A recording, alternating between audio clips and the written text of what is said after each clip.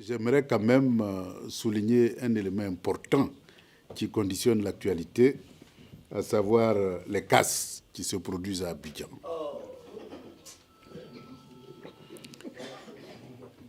J'avoue que pour l'ancien directeur général du BNED que je suis, quand je vois ça, ça me fait très mal parce que j'ai l'impression que nous avons un gouvernement qui est en guerre contre la population. C'est-à-dire que la guerre déclenchée contre la Côte d'Ivoire continue jusqu'aujourd'hui. Parce que je ne peux pas comprendre qu'il existe des méthodes, des procédures, des règles du jeu, et on met tout ça là de côté pour s'attaquer frontalement à une population qui vit tranquillement dans sa maison. Ce qui se passe aujourd'hui en Côte d'Ivoire ne respecte aucune science. Je dis bien aucune science. Ils ont baptisé leur opération d'aménagement de quartiers restructurés. Dans le domaine de l'urbanisme, chaque mot a son importance. Chaque mot a un sens et chaque mot procède d'une science.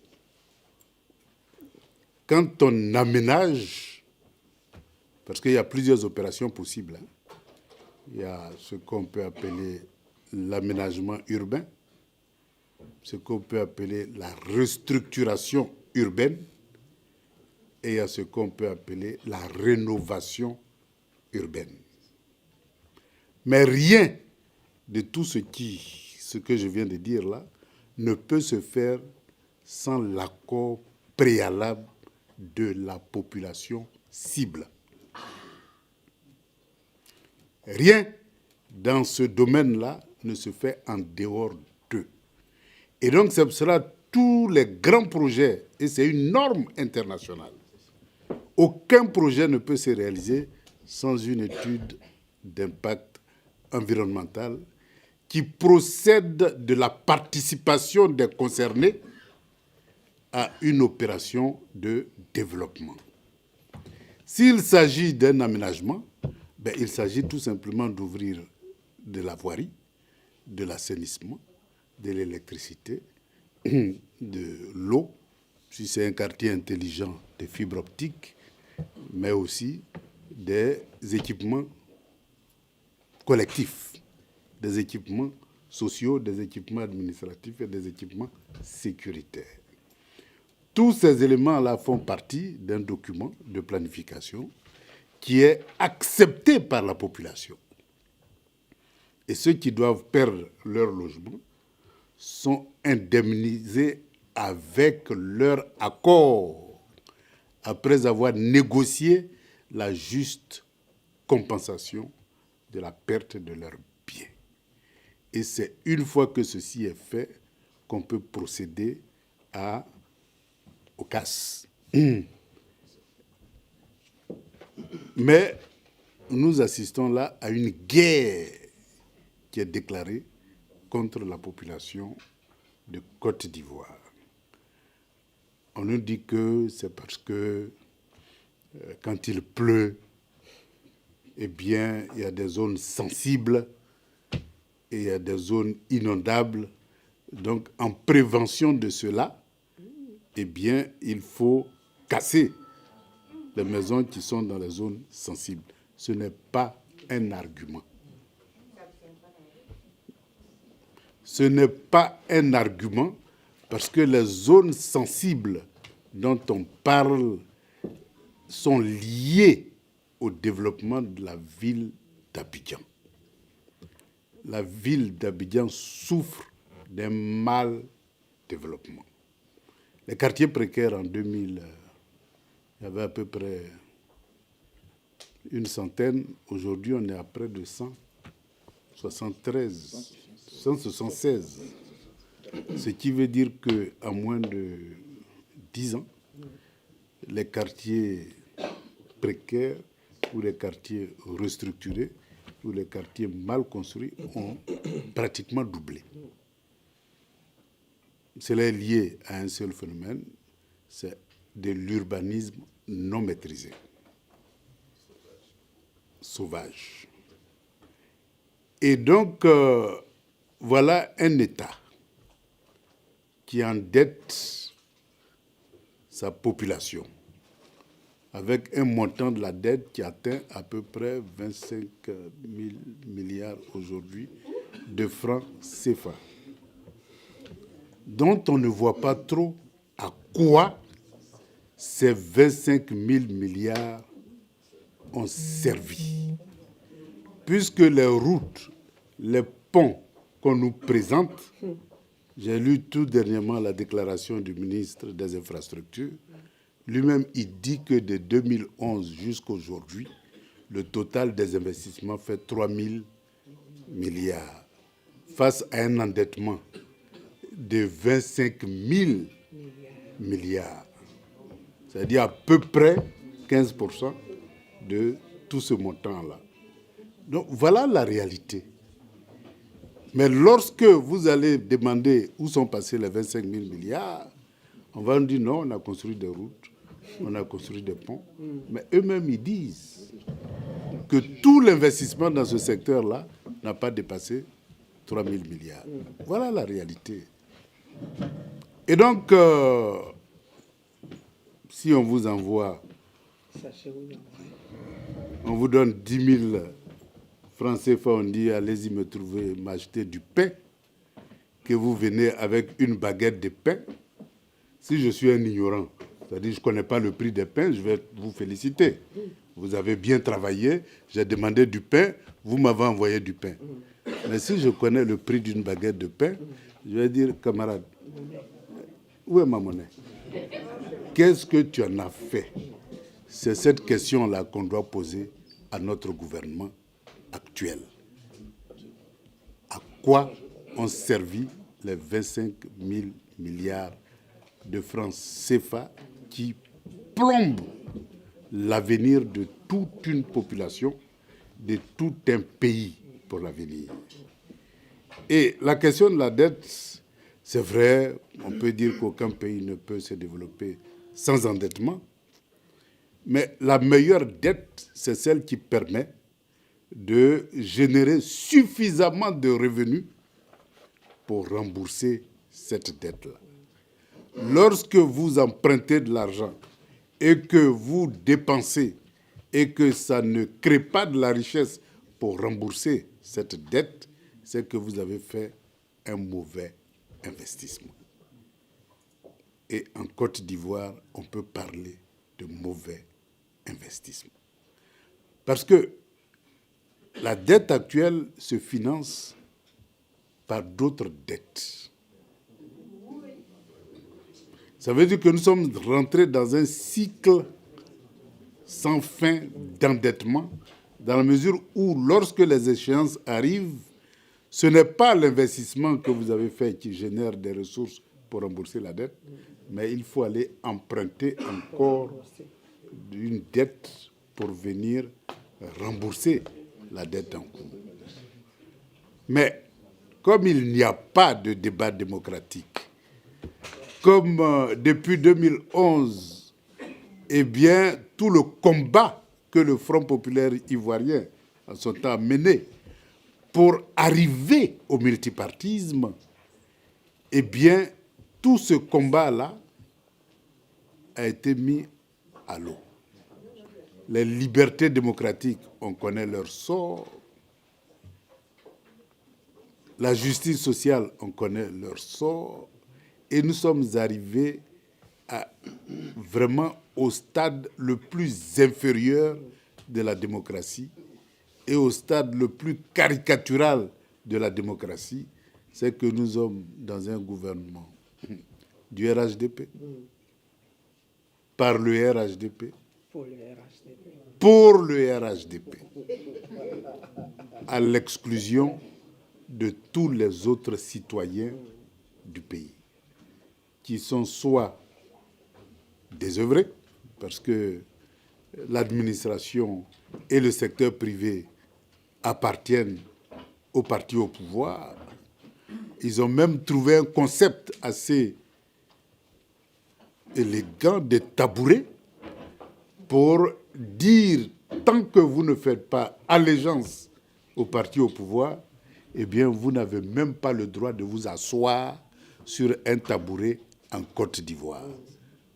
Voilà le sens qu'ils ont donné à la gestion d'un État qui a une constitution et qui proclame l'égalité de tous devant l'administration, l'égalité des chances, toutes les égalités pour tous les citoyens. Mais ils font comme si cette constitution-là n'existe pas du tout. Et ils proclament haut et fort qu'ils font du rattrapage ethnique, qu'ils font une politique de tabouret, sans que cela ne gêne quoi que ce soit, parce qu'ils ont cassé tous les contre-pouvoirs de la République. Voilà pourquoi, actuellement, la bataille que nous devons mener, c'est la bataille pour la démocratie, c'est-à-dire le pouvoir du peuple, par le peuple et pour le peuple. Mais ce que nous devons retenir aussi, c'est que ce concept de démocratie, dont le contenu, évidemment, dépend des circonstances, des contextes, ce n'est pas un acquis. C'est-à-dire, vous pouvez conquérir la démocratie et vous pouvez aussi la perdre. Et l'exemple le plus frappant, c'est le cas français. La révolution a eu lieu en 1789 pour proclamer toutes les libertés, pour proclamer la Déclaration universelle des droits de l'homme. Les révolutionnaires même y ont perdu leur vie. Et la France a connu à peu près 3 restaurations monarchiques, avec des empires, des guerres, et ils sont arrivés à la Ve République. C'est pour dire que la conquête de la démocratie, c'est une conquête permanente. Les droits démocratiques sont des droits qui sont des conquêtes permanentes. Mais dans le cas de la Côte d'Ivoire, nous savons tous que lorsque Laurent Gbagbo a pris le pouvoir en 2000, c'était pour passer du multipartisme à la démocratie. Et comme il le disait lui-même, donnez-moi le pouvoir pour que je vous le rende.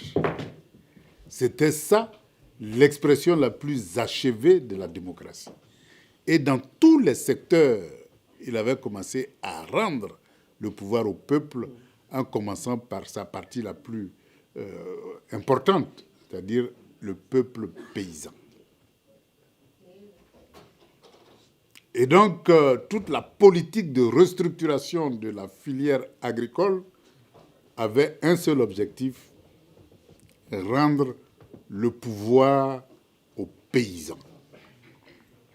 Pour qu'on passe du concept de paysan au concept de fermier et d'entrepreneur agro-industriel. C'était ça la vision stratégique de Laurent Gbagbo. Cette vision-là, parfois, n'arrangeait pas, parce que tout système, il y a des gagnants et des perdants. Les gagnants de ce système, c'était les paysans, et les perdants, c'était tous ceux qui, lorsque le paysan avait fini de produire, venaient acheter à vil prix pour mettre dans des sacs, dans des bateaux, pour aller vendre à l'extérieur. C'est ceux-là qui gagnaient de l'argent. Et les paysans ne gagnaient pas de l'argent. L'objectif, c'était de permettre aux paysans d'être producteurs et vendeurs, aussi bien en interne qu'à l'international, de leurs propres produits, pour augmenter leurs revenus. Et personne ne peut nier ici comment est-ce que les revenus des paysans ont augmenté sous Laurent Gbagbo. Tout simplement parce que les marges sont importantes. Le cacao bord-champ qui se paye, prenons un chiffre quelconque, à 1000 francs, se vend sur le marché international au double du prix auquel on achète le paysan. Ça veut dire que celui qui n'a rien fait, et ils sont pratiquement 5, 6 grosses entreprises étrangères, hein. C'est-à-dire eux, ils ne produisent pas, ils n'ont rien à voir avec les serpents, les scorpions, les insectes, ils n'ont rien à voir avec tout ça là. Ils sont assis dans leur bureau et le paysan qui travaille 12 mois sur 12 pour sortir son cacao de la brousse, ce paysan-là, qui n'a même pas de retraite, eh bien, gagne moins que 5 messieurs qui, parfois, s'organisent pour venir ramasser le cacao et puis aller vendre à l'extérieur. Donc, imaginez-vous un peu la marge qu'ils empochent. On sait que nous produisons à peu près 2 millions de tonnes par an. Donc, ça veut dire quoi? Si sur le marché international, ça fait 2000 francs CFA, ça veut dire que ces messieurs empochent la moitié de 2 millions de tonnes. Bon, évidemment, il faut convertir en kilos, de 2 milliards de kilos. En multipliant ça par 2000, ben, vous voyez un peu, ça fait à peu près 4000 milliards de francs CFA par an et la moitié revient à 5 entreprises qui les empochent et qui en font ce qu'ils veulent et qui narguent la population comme ils veulent. Voilà la réalité. Et donc, en voulant remettre la filière café-cacao aux paysans, c'était pour rendre justice aux producteurs qui devenaient en même temps les commerçants et donc qui prenaient toute la marge qu'il fallait, déduction faite des frais de transport, d'assurance, etc.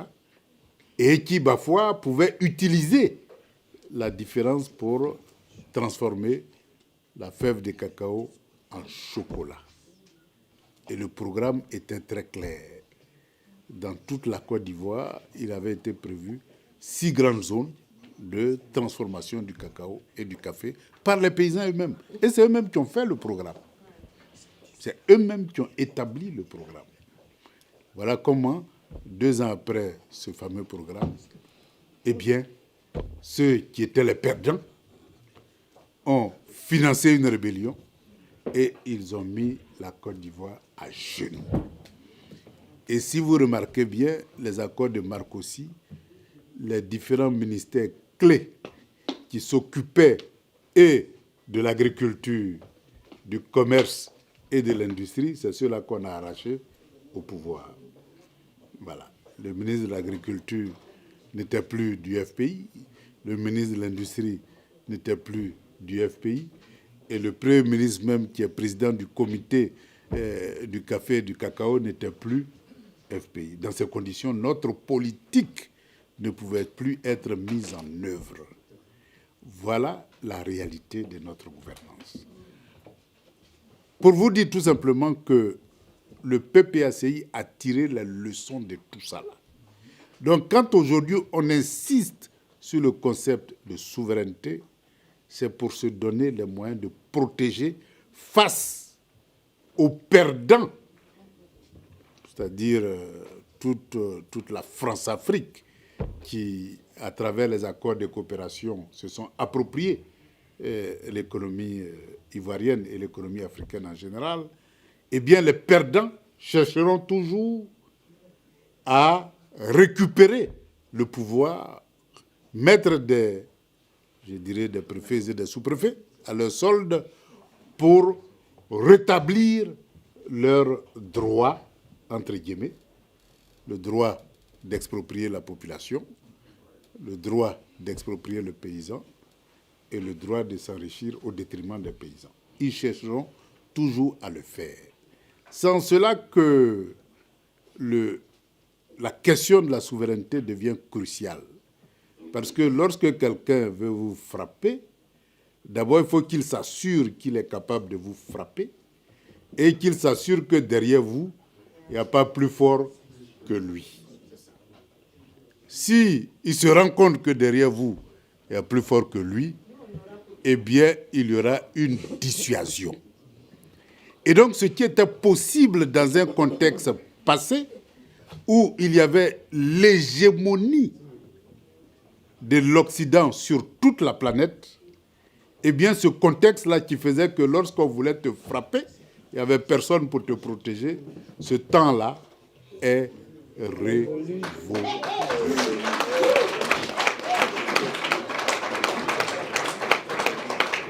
Ce temps-là est révolu. Nous évoluons vers un monde multipolaire où plusieurs pôles de développement sont nés et la naissance de ces pôles de développement nous offre aujourd'hui de choisir des partenaires en matière de défense et de sécurité. Et donc, nous sommes dans un nouveau contexte et évidemment, ce qui nous est arrivé ne peut plus arriver au Mali, ne peut plus arriver au Burkina, ne peut plus arriver au Niger. Ça, c'est du passé. Voilà. Et donc, l'avènement de ce monde multipolaire-là est idéologiquement en phase avec notre volonté d'émancipation et donc de protection de notre développement, de protection de notre processus de démocratisation. Pourquoi? Parce que il ne faut pas se tromper. Nous sommes dans un monde qui est sans pitié, où seuls les intérêts prédominent. Or, on sait que le continent africain, la domination du continent africain a permis au monde occidental d'asseoir sa puissance économique. Et donc, leur survie, enfin, c'est ce qu'ils pensent, mais moi, je suis convaincu qu'on peut coopérer autrement. Ils pensent que le développement du continent africain leur privera des moyens, des matières premières nécessaires pour alimenter leurs usines. Ça, c'est ce qu'ils pensent. Et donc, ils font tout pour maintenir, à travers les accords de coopération, l'Afrique dans la production des matières premières. Or, pour produire des matières premières, on a besoin d'une éducation primaire. Mais ce qui était une vérité en 1960 ne l'est plus aujourd'hui. Il n'y a pas que des gens qui sortent de l'EPS, École primaire supérieure. Ça, c'était le maximum. École primaire supérieure. Aujourd'hui, on a toutes sortes de docteurs. C'est-à-dire, on en a tellement qu'ils sont au chômage. Voilà la réalité. Donc, ce qu'on a concédé hier, qu'on ne pouvait pas faire hier, aujourd'hui, on peut le faire. Donc, ça veut dire que nous sommes capables de transformer nos matières premières en produits finis et nous sommes capables de produire sur le sol tout ce que nous avons l'habitude d'importer. Mais ça, qui sera le perdant? Qui sera le gagnant? En tout cas, l'Afrique sera gagnante. Aux autres de chercher ce qu'ils peuvent gagner dans ce nouvel ordre mondial. On peut aussi les conseiller dans ce sens. Mais comme ils sont plus forts, ils pensent qu'ils n'ont pas besoin de réfléchir à des alternatives et qu'il faut casser tout ce qui est volonté de souveraineté. Voilà pourquoi notre cher camarade Laurent Gbagbo a été cassé en 2011. Il n'y a pas d'autre raison. On l'a accusé de crimes contre l'humanité, de celui qui tuait son propre peuple, de celui qui massacrait son propre peuple.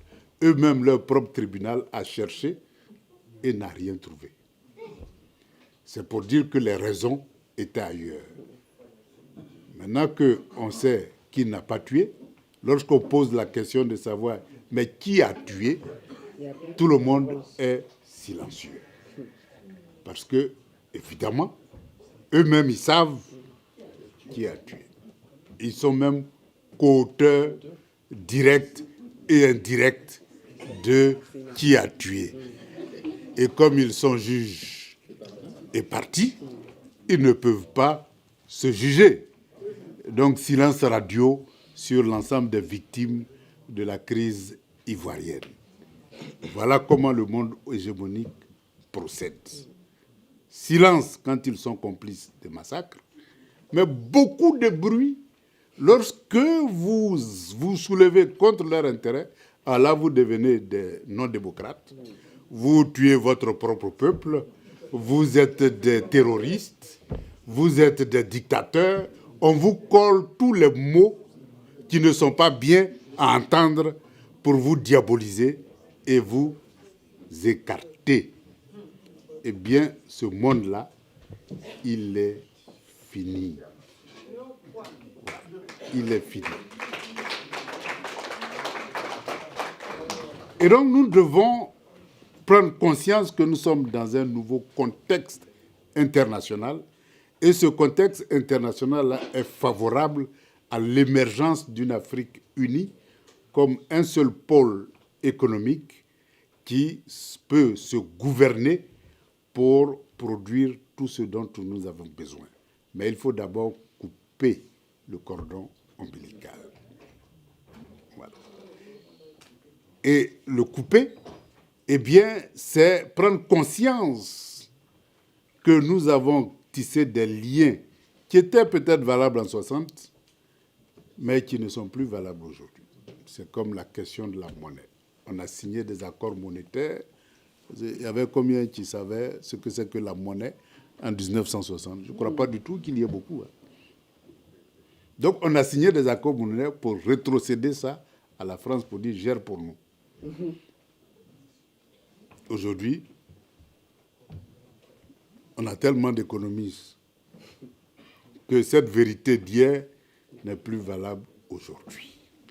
C'est comme la défense. On dit, bon, comme on n'a pas assez d'officiers, on n'a que des tirailleurs qui ont fait la Seconde Guerre mondiale. Donc, pour avoir des stratèges et des officiers, eh bien, on va confier notre sort à la France. Aujourd'hui, on a tellement de stratèges et d'officiers qu'ils sont tous en prison. Voilà, et qu'on les sort petit à petit. Qu'ils sortent tous pour penser notre doctrine de développement et équiper la Côte d'Ivoire pour se donner une capacité de défense, une capacité de dissuasion en établissant des coopérations bien pensées dans un contexte multipolaire. Parce que n'oublions pas, ton agresseur d'hier ne peut pas être ton gardien aujourd'hui. Ce n'est pas possible. Si vous faites cette erreur, ça veut dire que vous n'avez pas envie de vivre. Donc voilà un peu le nouveau contexte sur lequel on peut vraiment épiloguer, sur lequel on peut réfléchir, mais nous sommes devant une situation où nous avons aujourd'hui le choix entre se libérer et continuer à être des esclaves modernes. Nous avons le choix entre créer les conditions du plein emploi en transformant toutes nos matières premières en produits finis ou continuer à être des producteurs de matières premières et donc ne pouvons pas employer des personnes qui ont un niveau de qualification beaucoup plus élevé que les PS et donc qui se retrouvent au chômage ou en exil ou dans les mouvements djihadistes. Et donc c'est cette problématique-là qui s'offre à nous et nous avons le choix. Faisons donc le bon choix en faisant de telle sorte que le PPACI, avec à sa tête Laurent Gbagbo, revienne au pouvoir pour asseoir une démocratie véritable, une souveraineté véritable dans un contexte qui a complètement changé, qui n'est plus le contexte de 90 ni de 2011, mais la réalité d'aujourd'hui où nous avons un monde multipolaire qui se dégage. Et donc, nous avons la possibilité de construire une démocratie. Mais pour ce faire, il y a des obstacles à franchir. Voilà. Le premier obstacle, c'est le nom de Laurent Gbagbo sur la liste électorale.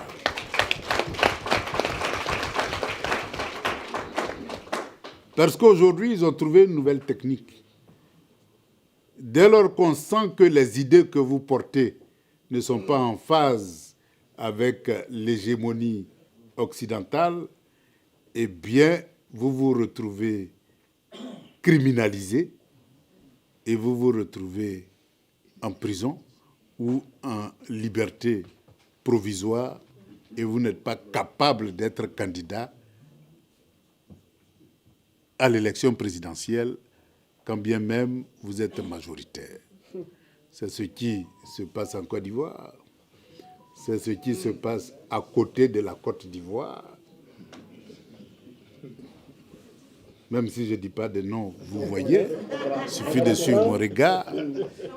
Et c'est ce qui va se passer partout où les gens sentiront que celui qui peut prendre le pouvoir est un souverainiste.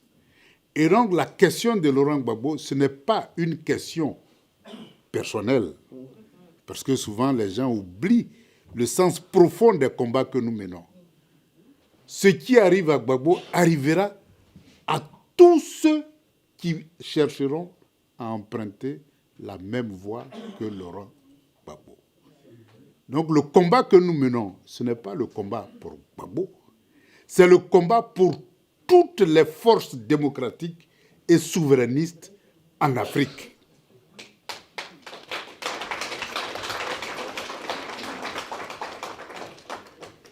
Si nous perdons ce combat-là, eh bien, il sera difficile qu'on accède à la souveraineté.